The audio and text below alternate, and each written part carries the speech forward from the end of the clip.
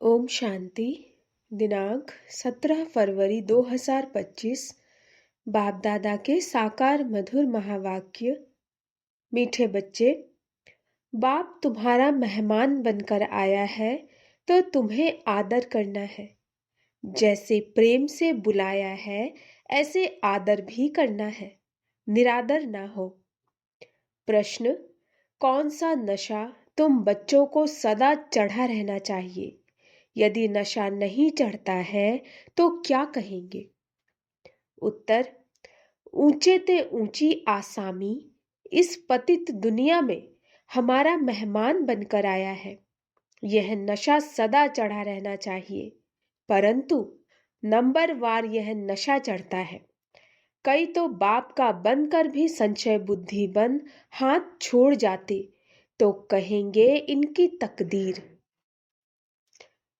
ओम शांति, ओम शांति। 2 बारी कहना पड़े। यह तो बच्चे जानते हैं कि एक है बाबा, दूसरा है दादा, दोनों इकट्ठे हैं ना। भगवान की महिमा भी कितनी ऊंची करते हैं, परंतु अक्षर कितना सिंपल है, गॉड फादर।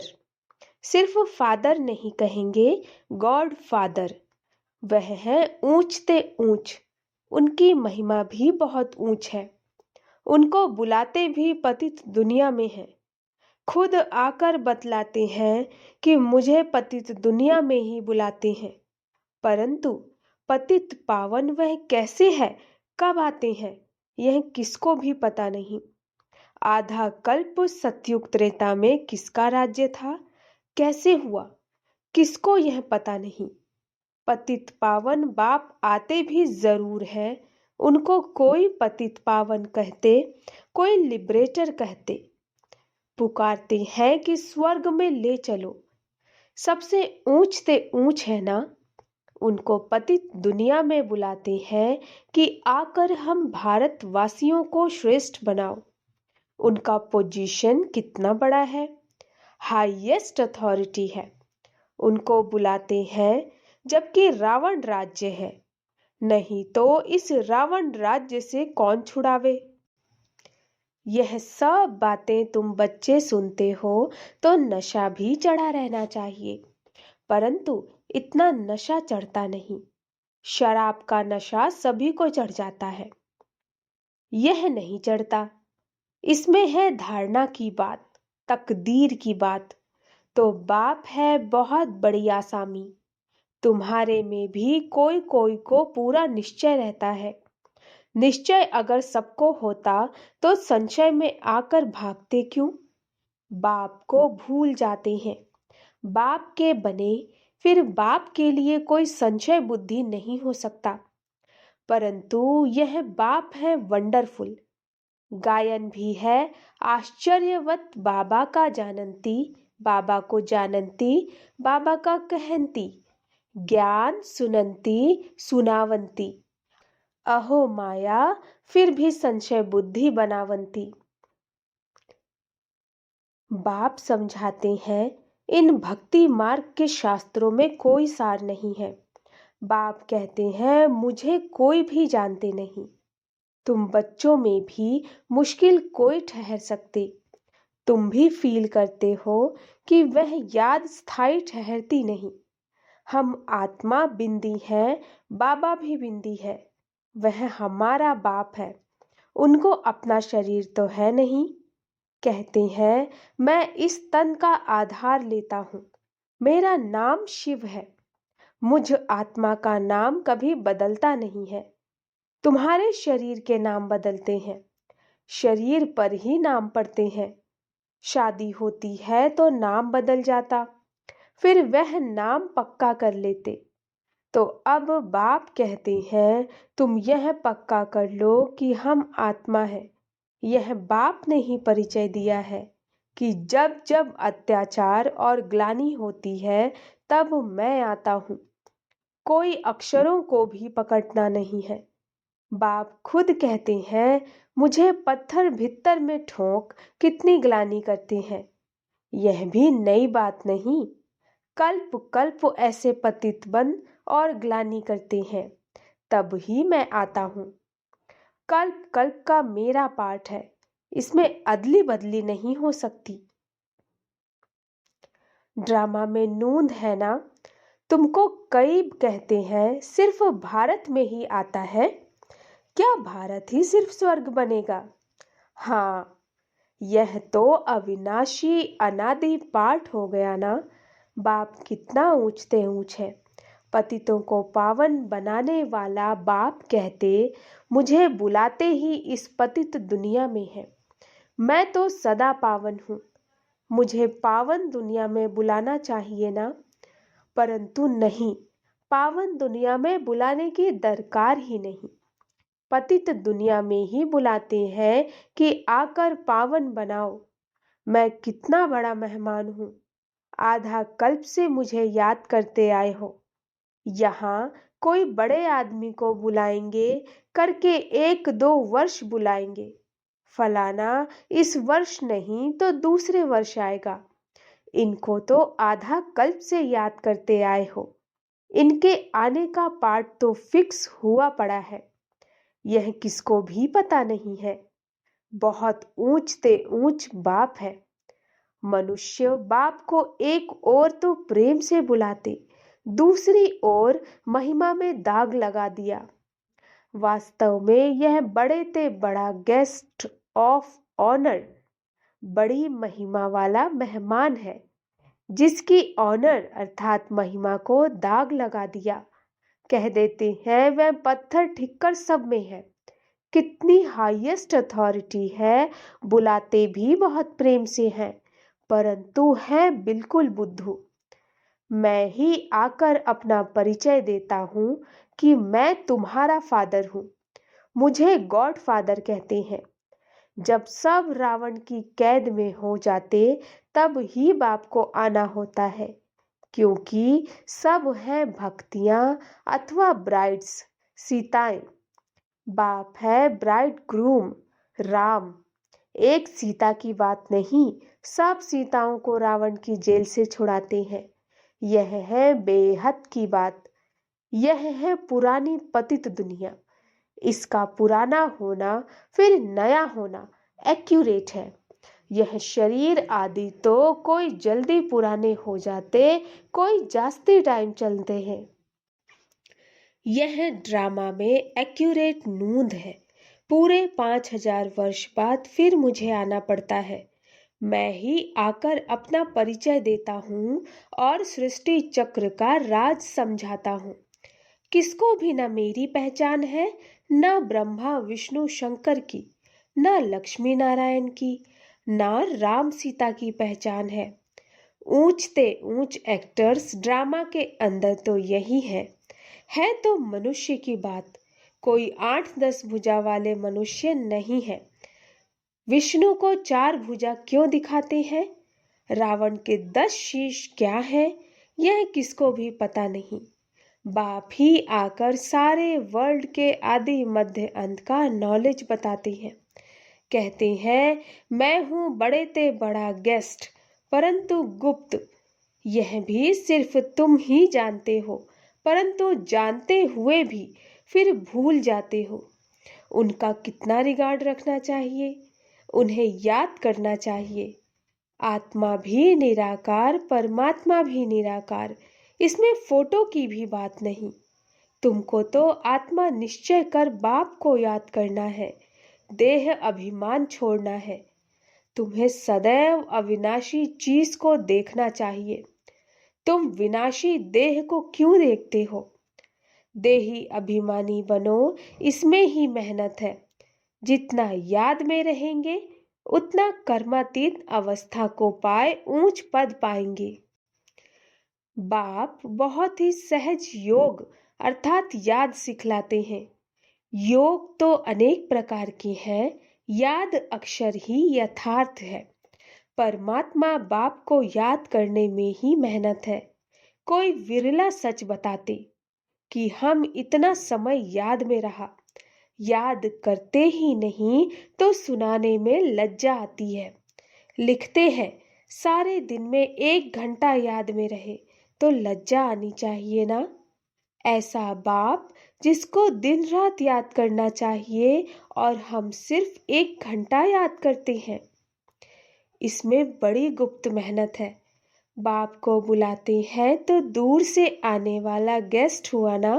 बाप कहते हैं मैं नई दुनिया का गेस्ट नहीं बनता, आता ही पुरानी दुनिया में हूँ। नई दुनिया की स्थापना आकर करता हूँ। यह पुरानी दुनिया है। यह भी कोई यथार्थ नहीं जानते, नई दुनिया की आयु ही नहीं जानते। बाप कहते हैं यह नॉलेज मैं ही आकर देता हूँ, फिर ड्रामा अनुसार यह नॉलेज गुम हो जाती है। फिर कल्प बाद यह पाठ रिपीट होगा। मुझे बुलाते हैं, वर्ष वर्ष शिव जयंती मनाते हैं। जो होकर जाते हैं तो उनकी वर्ष वर्ष वर्षी मनाती हैं। शिव बाबा की भी 12 मास बाद जयंती मनाते हैं, परंतु कब से मनाते आए हैं यह किसको भी पता नहीं। सिर्फ कह देते हैं कि लाखों वर्ष हुए। कलयुग की आयु ही लाखों वर्ष लिख दी है। बाप कहते हैं यह है 5000 वर्ष की बात। बरोबर इन देवताओं का भारत में राज्य था ना। तो बाप कहते हैं मैं भारत का बहुत बड़ा मेहमान हूँ। मुझे आधा कल्प से बहुत निमंत्रण देते आए हो। जब बहुत दुखी होते हैं तो कहते हैं हे पतित पावन आओ। मैं आया भी हूँ पतित दुनिया में। रथ तो हमको चाहिए ना। आत्मा है अकाल मूर्त, उनका यह तख्त है। बाप भी अकाल मूर्त है, इस तख्त पर आकर विराजमान होते हैं। यह बड़ी रमणीक बातें हैं और कोई सुने तो चकित हो जाए। अब बाप कहते हैं बच्चे मेरी मत पर चलो। समझो शिव बाबा मत देते हैं। शिव बाबा मुरली चलाते हैं। यह कहते हैं मैं भी उनकी मुरली सुनकर बजाऊंगा। सुनाने वाला तो वह है ना। यह नंबर 1 पूज्य सो फिर नंबर 1 पुजारी बना। अभी यह पुरुषार्थी है। बच्चों को हमेशा समझना चाहिए हमको शिव बाबा की श्रीमत मिली है। अगर कोई उल्टी बात भी हुई तो वह सुलटी कर देंगे। यह अटूट निश्चय है तो रिस्पॉन्सिबल शिव बाबा है। यह ड्रामा में नूंद है। विघ्न तो पड़ते ही हैं, बहुत कड़े कड़े विघ्न पड़ते हैं। अपने बच्चों के भी विघ्न पड़ते हैं। तो हमेशा समझो कि शिव बाबा समझाते हैं तो याद रहेगी। कई बच्चे समझते हैं यह ब्रह्मा बाबा मत देते हैं, परंतु नहीं, शिव बाबा ही रिस्पॉन्सिबल है। परंतु देह अभिमान है तो घड़ी घड़ी इनको ही देखते रहते। शिव बाबा कितना बड़ा मेहमान है, तो भी रेलवे आदि वाले थोड़े ही जानते। निराकार को कैसे पहचाने व समझे। वह तो बीमार हो न सके तो बीमारी आदि का इनका कारण बताती हैं। वह क्या जाने इनमें कौन है। तुम बच्चे भी नंबरवार जानते हो। वह सभी आत्माओं का बाप और यह फिर प्रजापिता मनुष्यों का बाप। तो यह दोनों बाप दादा कितने बड़े गेस्ट हो गए। बाप कहते हैं जो कुछ होता है ड्रामा में नूंद है। मैं भी ड्रामा के बंधन में बांधा हूँ। नूंद बिगर कुछ कर नहीं सकता। माया भी बड़ी दुष्टर है। राम और रावण दोनों का पार्ट है। ड्रामा में रावण चैतन्य होता तो कहता मैं भी ड्रामा अनुसार आता हूँ। यह दुख और सुख का खेल है। सुख है नई दुनिया में, दुख है पुरानी दुनिया में। नई दुनिया में थोड़े मनुष्य, पुरानी दुनिया में कितने ढेर मनुष्य हैं। पतित पावन बाप को ही बुलाते हैं कि आकर पावन दुनिया बनाओ, क्योंकि पावन दुनिया में बहुत सुख था। इसीलिए ही कल्प कल्प पुकारते हैं। बाप सबको सुख देकर जाते हैं। अभी फिर पार्ट रिपीट होता है। दुनिया कभी खलास नहीं होती। खलास होना इम्पॉसिबल है। समुद्र भी दुनिया में है ना, यह थर्ड फ्लोर तो है ना। कहते हैं जलमयी पानी पानी हो जाता है, फिर भी पृथ्वी फ्लोर तो है ना, पानी भी तो है ना। पृथ्वी फ्लोर कोई विनाश नहीं हो सकता, जल भी इस फ्लोर में होता है। सेकंड और फर्स्ट फ्लोर सूक्ष्म वतन और मूल वतन में तो जल होता नहीं। यह बेहद सृष्टि के 3 फ्लोर है, जिसको तुम बच्चों के सिवाय कोई भी नहीं जानते। यह खुशी की बात सबको खुशी से सुनानी है। जो पूरे पास होते हैं उनका ही अतीन्द्रिय सुख गाया हुआ है। जो रात दिन सर्विस पर तत्पर है, सर्विस ही करते रहते, उन्हें बहुत खुशी रहती है। कोई कोई ऐसे दिन भी आते हैं जो मनुष्य रात को भी जागते हैं, परंतु आत्मा थक जाती है तो सोना होता है। आत्मा के सोने से शरीर भी सो जाता। आत्मा ना सोए तो शरीर भी ना सोए।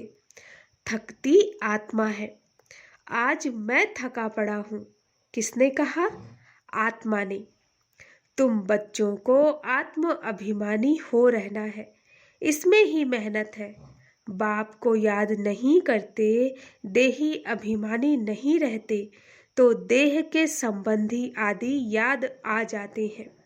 बाप कहते हैं तुम नंगे आए थे, फिर नंगे जाना है, अर्थात ना अंगे।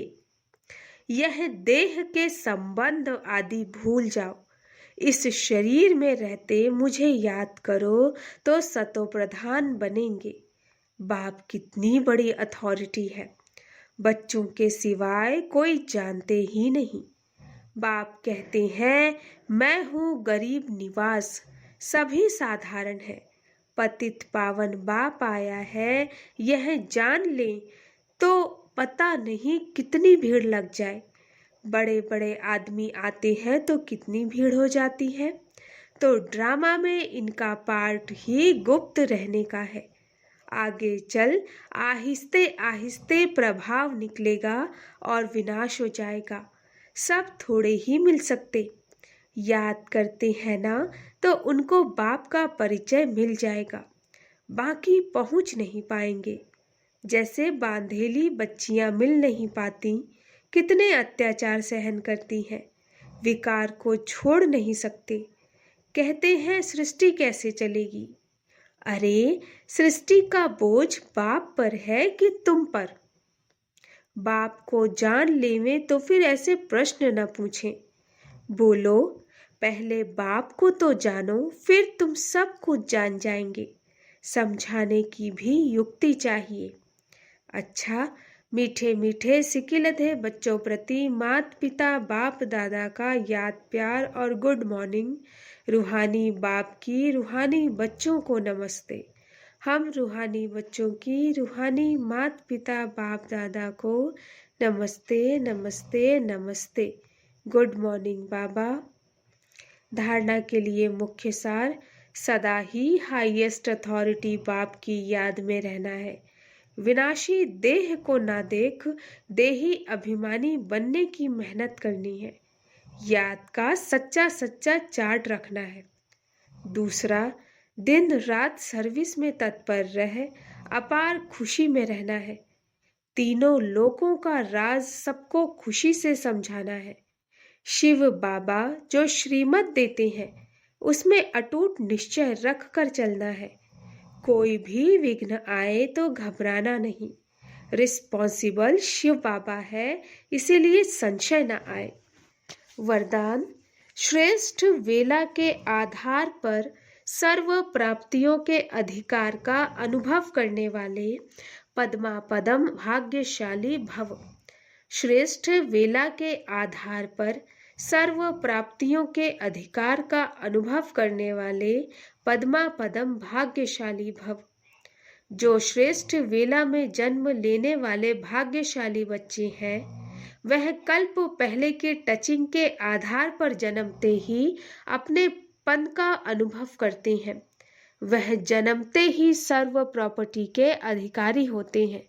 जैसे बीज में सारे वृक्ष का सार समाया हुआ है, ऐसे नंबर 1 वेला वाली आत्माएं सर्व स्वरूप की प्राप्ति के खजाने के आते ही अनुभवी बन जाते। वे कभी ऐसे नहीं कहेंगे कि सुख का अनुभव होता शांति का नहीं, शांति का होता सुख का व शक्ति का नहीं। सर्व अनुभवों से संपन्न होते हैं। स्लोगन: अपने प्रसन्नता की छाया से शीतलता का अनुभव कराने के लिए निर्मल और निर्माण बनो। अपने प्रसन्नता की छाया से शीतलता का अनुभव कराने के लिए निर्मल और निर्माण बनो। अव्यक्त इशारे: एकांत प्रिय बनो, एकता और एकाग्रता को अपनाओ। सर्व संबंध सर्व रचनाएं एक से लेने वाला ही एकांत प्रिय हो सकता। जब एक द्वारा सर्व रचनाएं प्राप्त हो सकती तो अनेक तरफ जाने की आवश्यकता ही क्या है। सिर्फ एक शब्द भी याद रखो तो उसमें सारा ज्ञान आ जाता, स्मृति भी आ जाती, संबंध भी आ जाता, स्थिति भी आ जाती, और साथ साथ जो प्राप्ति होती है वह भी उस एक शब्द से स्पष्ट हो जाती। एक की याद, स्थिति एक रस, और ज्ञान भी सारा एक की याद का ही मिलता है। प्राप्ति भी जो होती है वह भी एक रस रहती है। अच्छा, ओम शांति।